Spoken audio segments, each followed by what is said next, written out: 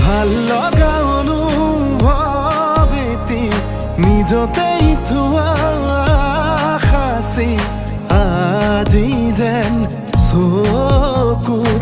আগতে সজি আকাশলে চোৱা না তৰা ফুলক সোধা না তুমি অহা বাটে সুবাসৰে ৰজনীগন্ধা পাহে পাহে কিদৰে বুজাম নিজক কিদৰে সজাম নিজক